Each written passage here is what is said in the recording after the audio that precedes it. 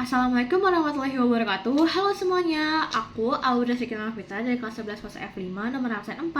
Hari ini aku akan membahas dua tema pembelajaran. Yang pertama adalah promosi dan yang kedua adalah refleksi dan evaluasi. Yang pertama aku akan membahas tentang promosi terlebih dahulu. Nah, yang akan aku bahas di promosi ini ada apa aja sih? Nah, yang pertama aku akan membahas tentang apa itu promosi, tujuan dan manfaat promosi, jenis promosi, sasaran promosi, cara menentukan sasaran promosi, dan teknik promosi. Oke, apa itu promosi? Nah, promosi adalah kegiatan pemasaran yang umum dilakukan tenaga pemasar untuk memberikan informasi suatu produk dan mendorong konsumen agar melakukan pembelian produk tersebut. Tujuan dari promosi itu apa aja sih? Nah, tujuannya adalah mendapatkan para konsumen baru, komunikasi atau jaringan dalam promosi penjualan tidak hanya satu arah, memberi pengaruh terhadap pembelian produk yang baru, serta menyanyi strategi promosi penjualan yang dilakukan pesaing. Lalu manfaat promosi itu ada apa aja? Nah, manfaatnya adalah mengetahui produk yang diinginkan para konsumen, mengetahui tingkat kebutuhan konsumen akan suatu produk, mengetahui harga yang sesuai dengan kondisi pasaran, mengetahui kondisi persaingan pasar dan cara mengatasinya, menciptakan image sebuah produk dengan adanya promosi. Di sini ada 4 jenis promosi yang akan aku bahas. Yang pertama itu ada periklanan atau advertising, yang dimana sebuah promosi yang memberikan imbalan atau pembayaran kepada sebuah personal maupun non-personal atau dengan menggunakan media massa. Contohnya adalah endorse yang biasanya ada di beberapa media sosial seperti Instagram maupun TikTok. Orang yang sudah dibayar akan mempromosikan produk yang akan dipromosikan di media sosial mereka sesuai dengan perjanjian atau persyaratan. Yang kedua, ada promosi penjualan atau sales promotion, yang dimana intensi jangka pendek untuk meningkatkan penjualan suatu produk atau jasa di mana diharapkan pembelian dilakukan sekarang juga. Contoh biasanya adanya diskon, buy one get one, pembelian kupon, dan pemberian contoh produk. Biasanya yang kita ketemui adalah SPG di supermarket yang promosikan jual mereka ke konsumen. Yang ketiga, ada penjualan tatap muka atau personal selling, yang dimana para pelanggan diberi informasi untuk membeli produk-produk melalui komunikasi secara personal dalam suatu situasi perekrutan. Jenis promosi ini biasanya terjadi di pasar, yaitu menawarkan beberapa barang yang mereka jual kepada konsumen secara tatap muka dan saling berkomunikasi satu sama lain. Yang keempat, ada hubungan masyarakat, yang dimana bentuk komunikasi dan personal dalam bentuk berita sehubungan dengan organisasi tertentu atau tentang produk-produknya yang ditransmisi melalui perantara media massa dan tidak dipungut biaya sama sekali, tetapi bukan juga cuma-cuma. Biasanya promosi yang dilakukan adalah peluncuran produk baru dari suatu perusahaan.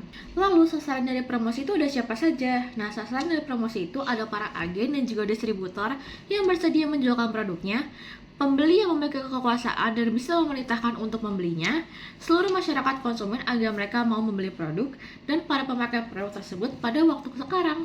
Kemudian ada 3 cara menentukan sasaran promosi. Yang pertama ada segmentasi demografi, yaitu dalam segmentasi demografi ada beberapa pengelompokan yang misalnya meliputi jenis kelamin, usia, tingkat pendidikan, tingkat pendapatan, dan masih banyak lagi.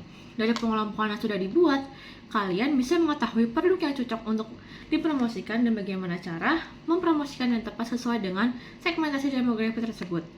Contohnya, jika menjual dan mempromosikan makanan rendang khas Sumatera Barat, maka sasaran promosi yang tepat adalah siapa saja yang bisa memakan rendang atau berdasarkan umur. Nah, yang kedua ada segmentasi geografi, yang dimana sebuah pengklasifikasian sasaran promosi berdasarkan lokasi atau wilayah tertentu. Biasanya hal-hal tersebut melingkupi lingkungan, kode pos, kode area, kota, provinsi, wilayah, dan lain-lain. Segmentasi ini berfungsi untuk mengetahui kebutuhan dari para sasaran promosi yang masing-masing dari mereka berada di wilayah yang memiliki kebutuhan yang berbeda-beda dan bisa dicocokkan untuk karakteristik produk yang akan ditawarkan. Contohnya wedang jahe sebagai minuman penghangat yang cocok dijual di daerah atau wilayah pegunungan yang dingin. Yang ketiga, ada promosi rumah makan. Nah, bagaimana caranya promosi untuk rumah makan? Ada 7 cara untuk promosi rumah makan, yaitu mulut ke mulut atau testimonial, promosi melalui media sosial, loyalty programs, upselling, mengadakan suatu acara, email dan mobile banking, dan blog dan video. Nah, di sini ada 5 cara teknik promosi, yaitu yang pertama ada memberikan kupon, yaitu memberikan sertifikat yang memberi hak kepada pemegangnya untuk mendapatkan pengurangan harga. Yang kedua, ada price of deals atau potongan harga, yang dimana memberikan potongan harga langsung di tempat pembelian. Biasanya potongannya harga berkisar dari 10-25%. Yang ketiga ada Premium and Advertising Specialties atau promo spesial, yang dimana memberikan barang dengan biaya yang relatif rendah atau gratis sebagai intensif untuk membeli produk tertentu. Contohnya adalah membeli sebuah Clean Smart akan mendapatkan satu buah piring, yang dimana mungkin harganya bisa lebih murah dari harga yang tidak mendapatkan piring. Yang keempat ada Contest and Sweepstakes, di mana memberikan hadiah berupa tawaran kesempatan untuk memenangkan uang tunai perjalanan atau barang-barang karena membeli sesuatu. Nah, di sini aku mengambil contoh dari Roti O, yang dimana bisa unggul bersama Dude Harino secara gratis dengan cara membeli Roti O lebih dari 50.000 dan akan diundi bersama dengan orang lainnya dan akan berkesempatan untuk mendapatkan umroh secara gratis bersama Dude Herlino. Yang kelima ada sampling and trial offers, di mana memberikan penawaran gratis untuk sejumlah produk atau jasa. Ada dua caranya, yang pertama ada in-store sampling dan yang kedua ada door-to-door sampling. Nah, kita akan masuk ke tema pembelajaran yang kedua, yaitu refleksi dan evaluasi. Nah, apa aja sih yang akan kita bahas? Yang pertama adalah laporan kegiatan usaha, manfaat, hal yang harus diperhatikan, dasar yang harus dianalisa, sistematika, kewajiban, dan prinsip. Nah, apa sih laporan kegiatan usaha? Laporan kegiatan usaha adalah penyampaian informasi sehingga terciptanya komunikasi antara yang melaporkan dan pihak yang diberi laporan. Laporan pelaksanaan kegiatan hendaknya yang bersifat komunikatif, jelas, dan mudah dipahami oleh semua pihak. Kemudian, manfaat laporan kegiatan usaha itu ada apa aja?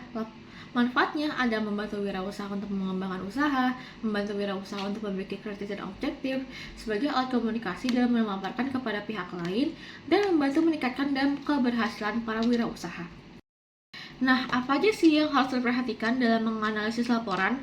Yang pertama itu ada menyimak laporan, memahami isi laporan, menguraikan secara detail atau rinci pokok-pokok isi laporan, melakukan pengecekan pada setiap hal dan dilaporkan secara detail dan cermat, dan melakukan kajian pada kebenaran atau ketepatan hasil laporan. Lalu, dasar yang harus dianalisa ada apa aja? Yang pertama itu ada bidang kegiatan usaha, rugi atau laba, bidang keuangan, bidang permodalan, bidang administrasi dan pembukaan, bidang ketenaga kerjaan, bidang pemasaran, dan bidang organisasi. Nah, sebelum kalian membuat laporan kegiatan usaha, kalian harus tahu dulu apa aja yang harus kalian lakukan. Nah, yang pertama itu kalian harus menentukan cover, kata pengantar, daftar isi, daftar tabel, daftar gambar, dan daftar lampiran. Nah, kalian juga harus menentukan bab 1 atau pendahulunya yang berisi tentang latar belakang, tujuan kegiatan, kegunaan kegiatan, dan kajian teori. Yang bab 2 isinya tentang isi utama laporan, itu rencana kegiatan, proses pelaksanaan kegiatan, laporan keuangan, dan yang terakhir ada bab 3 yang berisi tentang kesimpulan dan saran. Dan juga ada daftar pustaka yang berisi tentang sumber dari buku, majalah, atau internet. Dan yang terakhir ada lampiran-lampiran, yaitu catatan dari kegiatan.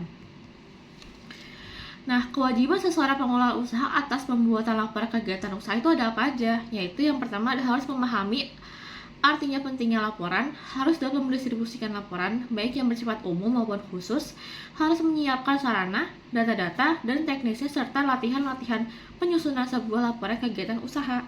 Nah, apa aja sih prinsip yang harus diperhatikan dalam penyusunan laporan kegiatan usaha? Yang pertama, laporan harus tepat waktu, laporan harus teliti, benar, dan dipercaya, laporan harus berjalan dan sederhana, laporan harus ada standarisasi, dan laporan harus mempunyai nilai atau manfaat.